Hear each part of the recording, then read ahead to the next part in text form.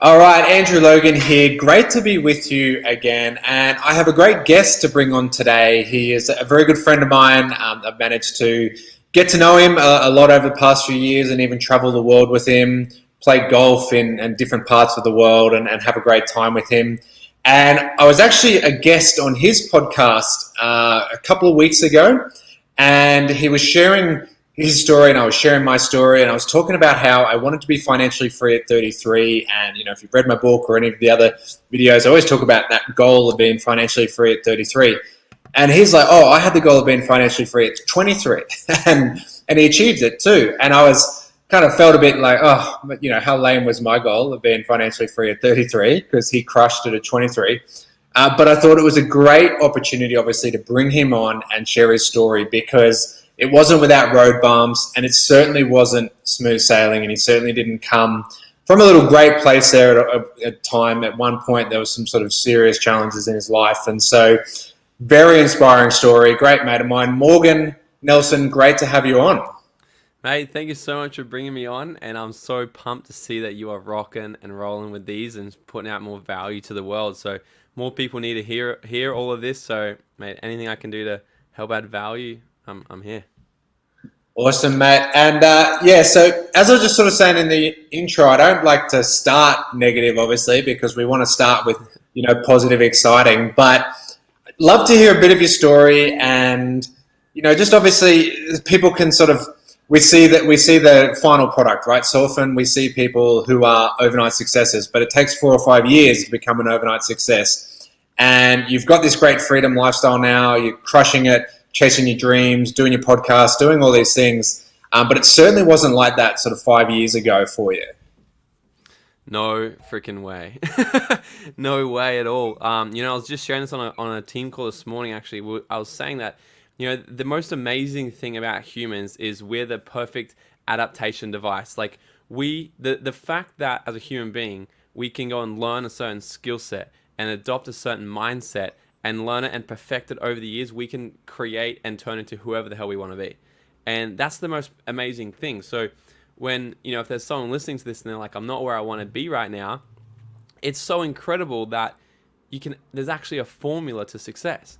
There's a formula to creating, good habits and a good lifestyle. And what I was talking about was, your results in life are just a direct reflection of the habits you have in your life. And when we were in Maui together, right? We spoke on stage with Darren Hardy. Darren Hardy was talking about the compound effect and how every single little thing that we do adds up over time and compounds and turns you into the lifestyle you have. And if you got throat cancer from smoking one cigarette, would anyone ever smoke a cigarette? No. But it happens from doing one crappy habit every single day over the course of 20 years. And so what happened to me was, we'll keep it super long story short, but, I finished school being kind of told that I wasn't very smart. I didn't pass many. I actually had my English teacher reach out to me the other day. She goes, "Stop knocking English and school in your Facebook post because you were very smart." I said, who the hell are you talking about? I passed English with like C's. Like I passed, but like I was not like, you know what I mean? Like I was not killing it. Like I was definitely not like super, super, super low of the class, but I was in the bottom 10% of the lowest grades of the class. Let's just put it like that. Yeah. And so Yeah. when I finished school, I got this OP, which is our score, which pretty much dictates how successful you're going to be in life. If you've got a good score, you're going to be more successful than the rest. And I got one of the worst scores you could possibly get. They score you out of 25 in our state in Australia. Score you out of 25, one being the best, 25 the worst. I got 21. So pretty much what that means is you can't study shit even if you wanted to. So when I left school, it was like, well, what am I going to do? How am I going to be successful? I want to travel the world. I want to do all these things. What should I do? I can't go to university, nor did I really want to. So I found myself as an apprentice carpenter because I was just told that, you should probably go get a job, work with your hands, trade time for money, and that's going to be it for you. So I found myself as a carpenter, and what started to happen was, like I was talking about all the habits, a few years into being a carpenter, I found myself in this hole where I was massively depressed. I was reliant on drugs to wake up, drugs to keep going, drugs to go to sleep, alcohol every single day. I put myself into this absolute freaking state where such a dark hole where one night when I was 19, I attempted suicide because I thought it was the only way out. I thought, I was just like, this sucks, like what the hell, and I just thought it was going to be easier to do that than it would be to actually stay around and keep going. And that was when I realized, I was like, I started to just reverse engineer my life. How come at one point in my life, I can remember being really happy, loving life, and now I can be contemplating this or attempting this?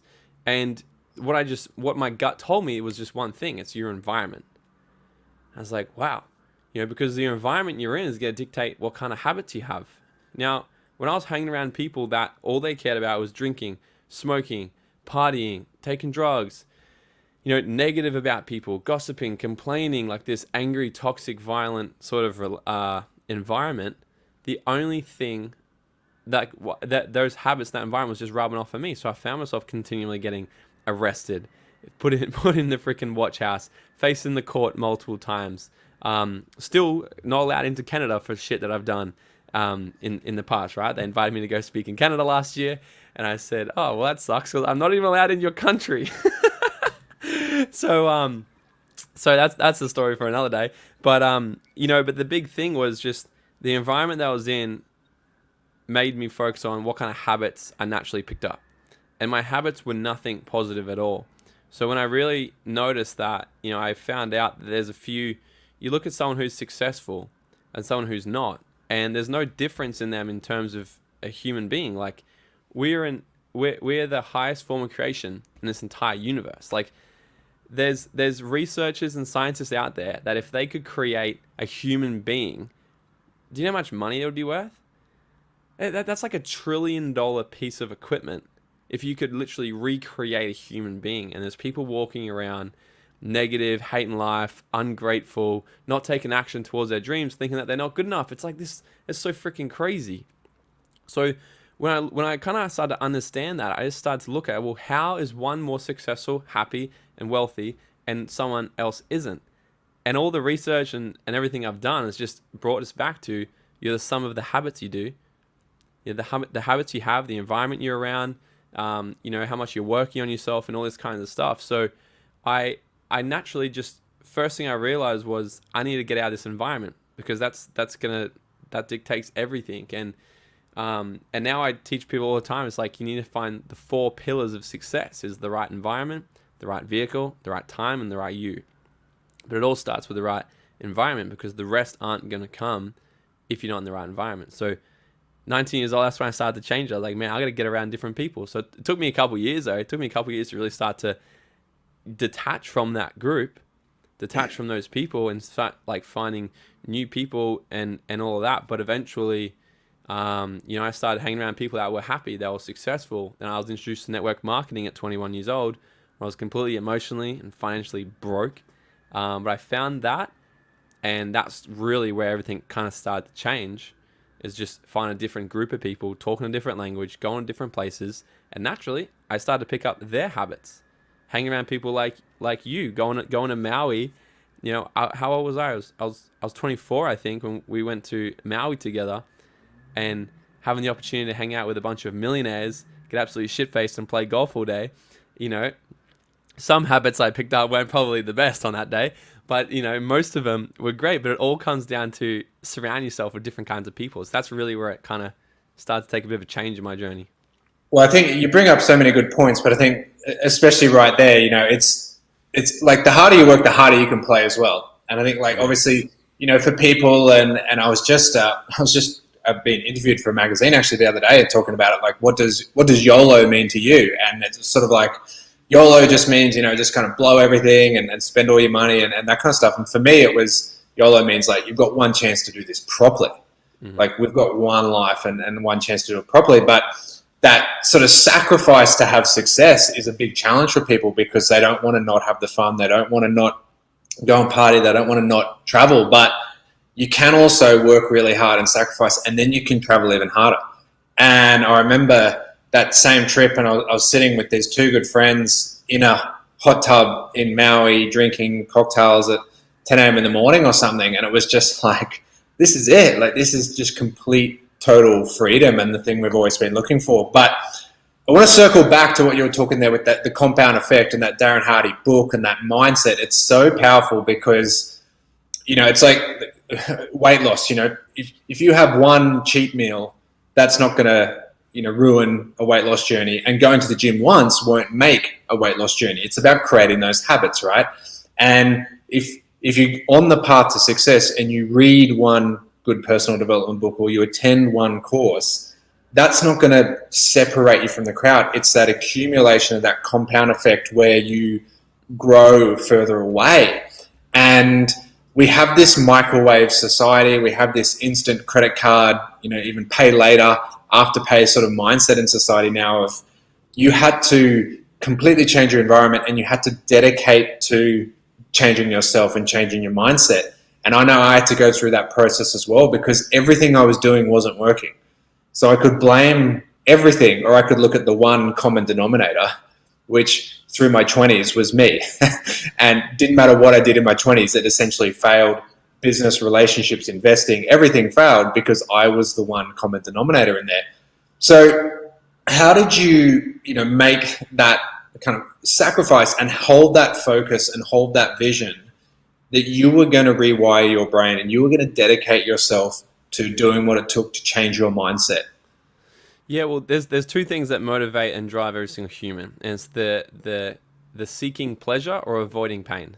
Every single thing we do in life is to gain pleasure or avoid pain. And so often when people come along this journey, network marketing or a business or a health journey or anything, why is the first reason they think, well, I want to create change? Well, why? Because they want a different lifestyle. They think pleasure. Okay? They think this is what I want. And then why do most people quit at every single thing that they do? Because, and you know it best, 2-3 weeks into someone's new health program or starting a business, 2-3 weeks, and then next minute they're in witness protection program. Why? Because they're only focused on the pleasure. It's like, well, this is going to be great. And then next minute, something a little bit painful might come up. When I say painful, I mean something that might push their comfort zone. Maybe the pain of having to change some habits, get up early or whatever.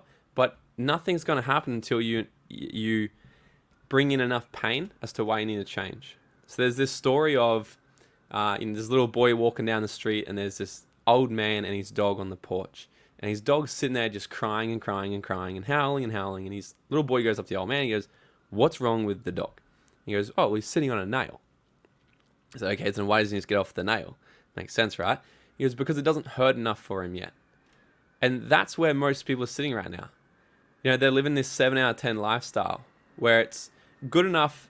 It's good enough where they don't have to get off their ass and do something about it yet, but shit enough for them just to sit around and complain about it and wish and hope that things are better, and then judge and compare themselves to people who are actually playing 10 out of 10 and giving a 10 out of 10 attitude and looking at them and being like, well, it's easier for them, because they're not on a nail, well, it's because they chose to get off the nail. So we need to bring enough pain into the current moment.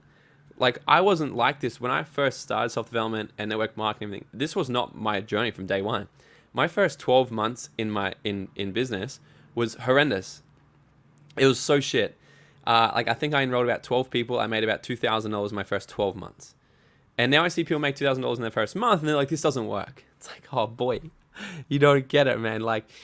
So I think my first kind of attitude, I just looked at it like this. I was prepared to spend 4 years as an apprentice carpenter, making next to no money, being treated like shit, working nearly six days a week most times. I was willing to do that for 4 years to get a certificate that would tell me that I'm trade qualified, that I could then progress in life. Most people go to college or university for 4, 5, 6, 10 years. Why? They go through this big process to get this end result. But for some reason, when they come into business, most people just think they're thinking on that instant gratification. So all I did was kind of channel that. It's like, why do I go to this job site every single day when I hate it? Well, because I need to get, this is what you do. I'm thinking of the end result. One day it's going to be worth it. One day I'm going to have my own business and this is why I need to do it. But when people come into business, and especially network marketing, they just have like this 30-day mindset. Okay, well, if I'm a millionaire in 30 days, then I'll stick around. And if I'm not, then it's not for me. And so when I came into this, I just thought, like, I'm giving this 5 years. This is a 5-year game plan. I need to learn a new skill set. I need to work on myself. I need to start to develop myself and do this. So I was always really attached to the vision. I knew where I was going, and then I attached the pain. I knew why I was doing it, which was quite easy. I just asked myself, what hurts me? So like that's what Y stands for. What hurts you? And I just asked myself, like, what hurts me? Why am I doing this? Why am I, I don't like this job. I don't like being broke. I don't like having to say no to my girlfriend. I can't take her out to dinner. I had a girlfriend back then. I don't like having to say no to people that I want to say yes to, pretty simply, right? Yeah. And that was the big thing. So I just sort of brought in the pain. And let's say if someone's focusing in on a health journey and they can't seem to really, hang in there during the hard times, you've really, really just got to exercise delayed gratification. Like nothing, like you said, it's a microwave society. And unfortunately, it's easier these days to quit and give up on your dreams than it is to keep going, because that's the way the world is. I can talk to Google in my room or Alexa or Siri, and they just do things straight away for me. We want things right now, and unfortunately, success doesn't happen like that. But we need to attach ourselves to a long-term vision, know exactly where we're going, why we're going there, but then really focusing on the pain. So bringing the pain into the present moment. And that's when we need to create enough leverage where it's more painful to do the work that's necessary than it is to stay where we are. And you need to find that sweet spot, because most people don't. Most people avoid it, and they're like, well, yeah, pushing this comfort zone, that's scary and that's painful, and I don't want to do that, and I don't want to have to sacrifice my late nights with my friends to go run an event or upskill myself or give up my weekend to go to a 3-day self-development seminar. I don't want to have to give that up. So they're looking at that as more painful than staying where they are, because they haven't got clear on why they need to change. Most people just bury their heads in the sand, think that's going to change. But I guess what I did, I just got really freaking crystal clear on why I had to change, why I was unsettled. Like I'm just very obsessed. Maybe I'm unique, but I truly believe I'm not. I think if anyone was just to be real with their self, and be brave enough to face off with their own bullshit stories that they tell themselves, I'm just obsessed that I don't want to get to the end and then meet the person I could have become.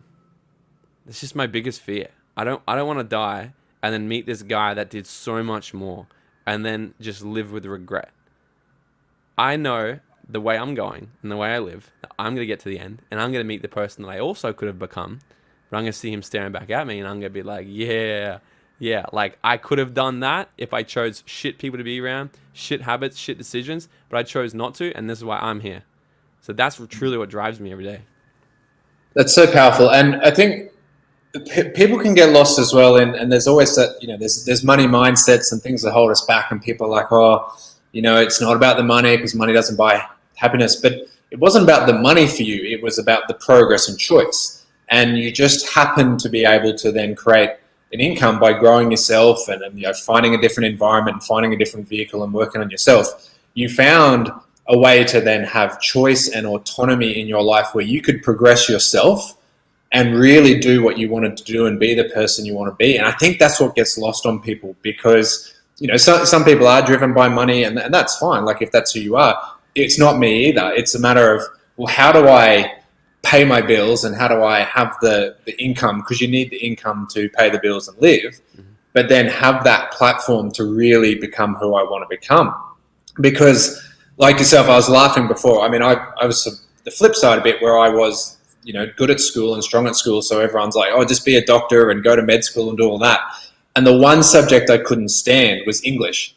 And it was always like, well, I'm a maths nerd, I'm a science nerd, and I can just get good grades, and I've just got to do enough to get through English so it doesn't, bring me down too far, but I'll get that good score and get into university. And now I'm writing books and doing speeches and doing talks, and I don't use my maths or science at all. So that's just true. That's a true indicator that the past doesn't equal the future.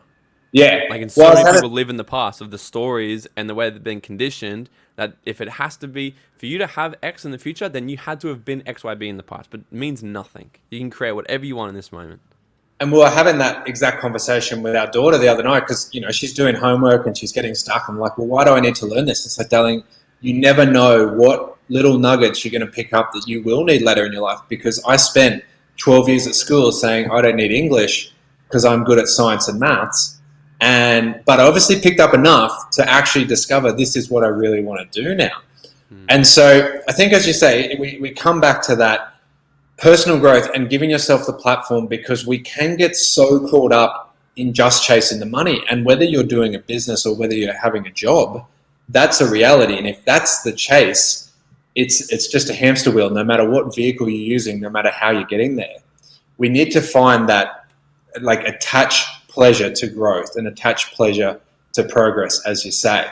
Because I know for me, I came from a good profession, having gone to university and spent all those years and money at university. I could make a good six-figure income, but I knew that was always going to be the lid on my life. That was the ceiling.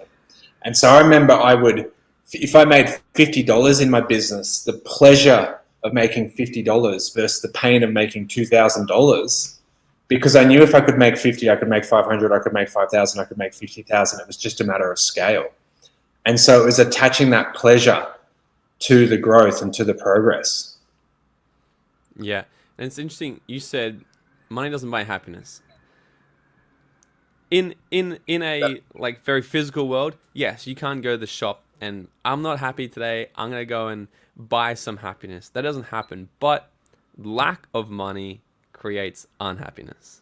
And that's not having money certainly doesn't bring happiness either, right? It's it's a hammer. Like I sort of say, it's people can use a hammer to build a beautiful house, or they can tear a house down. It's an instrument in someone's hand, right? And for us, it was, well, how do we provide for our children? How do we stay at home? And how do we live this lifestyle we want? And we created that so then we could really chase our dreams and goals. And that's, I guess, ties perfectly into your podcast is the Dreaming Out Loud podcast, because you are out there living that dream and you are out there and open and you're loving it and you're totally crushing it as well, which is really cool. Yeah, I'm chasing my dreams. I'm still on the journey. I think I'm always going to be on the journey. There's just different checkpoints along the way. And that, just wanted to kind of encourage people that, I think, because what, you're kind of saying is in it, and I get it, because most people, and because I interview a lot of people as well, right? And it's so often I meet people who are successful, but they're unhappy because they're focused on chasing, all the money. And I think it really comes down to is money can't buy happiness, but like I said, like money definitely lack of money creates unhappiness. And like I've been extremely freaking broke. I got jumped one night by a bunch of these. We're not gonna go there. I got jumped one night and had $15 stolen off me when I was 18 years old. That I didn't care about the black eye and the fact that I got jumped. I cared so much. I'm like, man, that was my one meal that I could buy on the smoker truck this week. And like, I was freaking broke. And, I've also had weeks where I've had multiple 5 figures in a week. It's been amazing. And I can tell you which one I'm happier. I can tell you, but yes, money is not everything. But that's why I love what you're doing here with self-development, because the more you work on yourself, money is going to amplify who you are. Now, if you're a shit person and you start creating a lot of money, then yeah, you're going to do more bad. But if you start working on yourself and you start focusing on all the different areas of what success really is, because, what's success if you've got no health? What's financial success if you've got no health, or if you've got no loved ones? Like, if you got all the money in the world, they say a man with no health in the world has only one wish, but a man with all the health in the world has 1,000,000 wishes. So it all comes down to, it's like, you need to work on, like, everything's touching everything. It's like health, wealth, relationships, your social life, your contribution, your intimacy. Like, there's so many different areas that when I talk about success, it's like all these areas. That's why when some people even be like when I talk about how much I make, it's like I make fun money, but I know people that making multiple millions a year and 9 figures and whatever, but they're unhappy. Like, I would say I'm wealthier than them because I'm ticking boxes. I'm ticking all the boxes. I kind of understand that, in the lifestyle, what's the point of having all this money if you don't have the time freedom to go with it as well? So it's multiple things to be ticking there, right? I think it's Henry David Thoreau. Someone says that wealth is the ability to fully experience life. And you can't measure that on a bank account, because wealth is a measurement of time and freedom, really. And as you said, it's a subjective term at the end of the day. You can count dollars and cents in a bank account. but you can't count someone's wealth because it's your ability to experience your life and then go out and chase your dreams. And you hit the nail on the head, I think, before, and it probably circles back to really, what we were talking about there before, where you're like, I'm chasing my dreams. I'm still on this journey. I'm constantly learning. I'm constantly growing. I think we come back to that mindset where we are taught, well, hey, you finish school, and for a lot of people, that's it. There's your kind of education, and you stop there. Some people will then go on to like a tertiary, a university, or a college, or a trade, or an apprenticeship, or something like that. But the statistics out there of the people who read a book after they leave school, I can't remember the numbers off my head, but the people there is that mindset of you've left school and that's it. Like, you're not learning, and that's why we're seeing people's lives aren't progressing, because they're at the point where they're like, well, that's all the development I've got to do. That's all the education I've got to take on. That's all the knowledge I've got to take on. But you have shown what happens when you become a student of development. Of life. Yeah, because like there's there's nothing valuable we learn in school, man. Like, I'll still challenge this. Like, I can't remember anything I learned in school, but I get like there's probably reasons and whatever. But the bottom line is this: if you're not growing, you're dying. Like, we're like a tree. If you're not growing, you're dying. And why people, and I talk to a lot of people that are kind of stagnant in life or they're unhappy, and I just ask them, well, what are your goals? What are you working on? Well, I don't know. How can you be having this life? You're living in this $1 trillion piece of equipment and you're not progressing towards something attainable? Like, I don't get it, But it's because we don't ever get told how to goal set. We don't get. I always joke about this. I don't joke. Well, I joke, but like, I'm low key, high key, very serious. The two things that most people are most uncomfortable to talk about is sex and money. But that's why most people are broke and have a really shit sex life. Like, the amount of people I chat to, and like, I'm very curious, like, what is good sex? And right? And most people have no freaking idea, because the two things that mean, and arguably two of probably the most important things in this world, intimacy and how you're making your living. Yes, there's other important things like health and relationships, everything, don't get me wrong, but they're two up there. Why does it make sense to just try and wing it? Like, how did you learn how to write? How did you learn how to write English? How did you learn how to do maths? How did you learn how to do science? How did you learn how to become a physio? Like, how did you learn all that? You go to school and you get a tutor, you get a coach, you get someone to teach you. But then when it comes to something like money, business, happiness, intimacy, people just go, "Oh no, I've got this. I'm just gonna use my own gut feeling." Is that how you?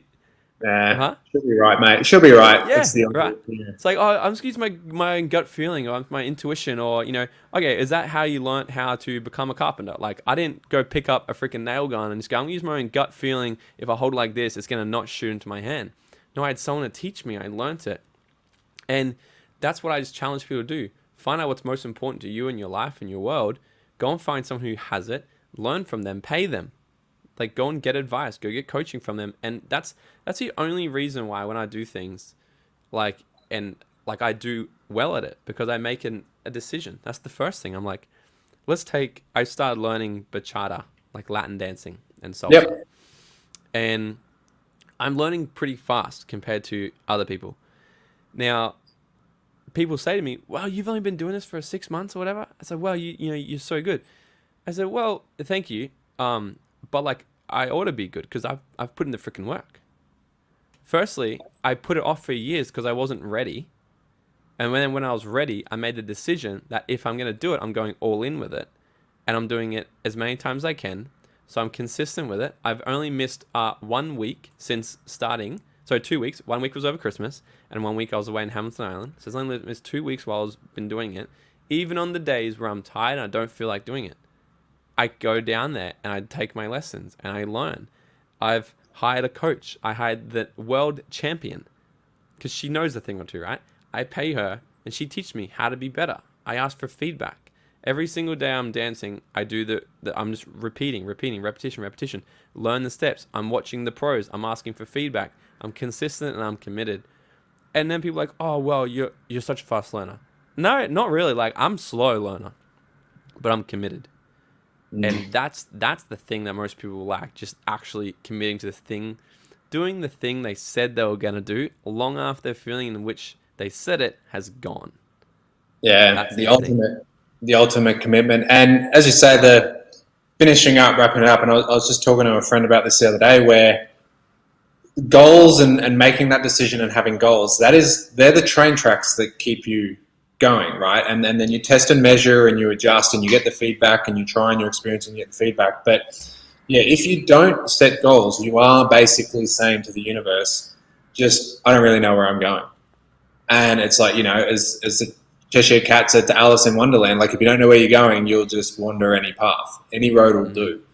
And that's kind of it. And people are like, how did I end up here? How did I fall down this trap? Well, you didn't have a direction on the path you wanted to go down, and you just took any. So I love hearing what you're saying, and I love seeing your development too. I think that's one of the biggest things when it comes back to seeing people, and you see people get all excited and I'm going to do this, I'm going to do this, I'm going to do this. And then 7 days later, they've got over it. And then you see other people who are like, every time you see them, and I mean, I haven't seen each other face to face for a little while, but you're growing and you're developing and you're just committed to that process. And it's so cool to see, mate. Thank you. Yeah, it's been a journey. Yeah. So, mate, wrapping up there, obviously, where can people reach you if they want to listen to your podcast, if they want to learn more about self-development, learn about your story? What's the best place to reach out to you? Yeah, look, so I'm going all in on just education and helping people understand, as all the stuff that they should have been teaching in school. So I've got my Dreaming Out Loud podcast. So you can find that on iTunes, Spotify, or anywhere, wherever you listen to podcasts. Instagram's the main place I hang out, so you can find me at Morgan T. Nelson. Go and hit me there. I put out a ton of content and stuff in there. It's really that's the main platform I'm kind of going all in on. I'm actually, after I've taken advice from Michael Lane, the creator and founder of Success Resources. He said to me the other day, he said, Morgan, you need to go all in on Clubhouse. He said, that's the place right now. So I'm hosting my first Clubhouse room tonight. So you can find me on there. Everything's just at Morgan T. Nelson. Put in Morgan T. Nelson, any single platform, you gotta find me. But I'm consciously creating content on Clubhouse and now YouTube as well. But they're the main things. And everything I do, it's not a pitch fest or anything like that. It's just straight value, just wanting to kind of, my intentions for anyone, if they were to stumble across any kind of piece of this content, they can take it and apply into their life and see results fast. That's my goal. Actually, I got your Clubhouse notification just before we jumped on this. Yeah, you got to jump on. Yeah. So I'll have to jump in. But mate, great to have you on. And for those who are watching or listening, obviously, if you've got value out of this, and let us know. Reach out to Morgan or I. Just let us know the great tidbits, the great ninja hacks, the light bulb moments, all those things that you've learned. We'd love to hear your feedback and love to hear what you're learning from all this. So, mate, thanks for being on, and I'm sure we'll catch up and have a hit of golf at some point soon, somewhere. Yes. And to everyone else, thanks for being on, and I'll catch you all next week. Absolutely. Thanks, brother.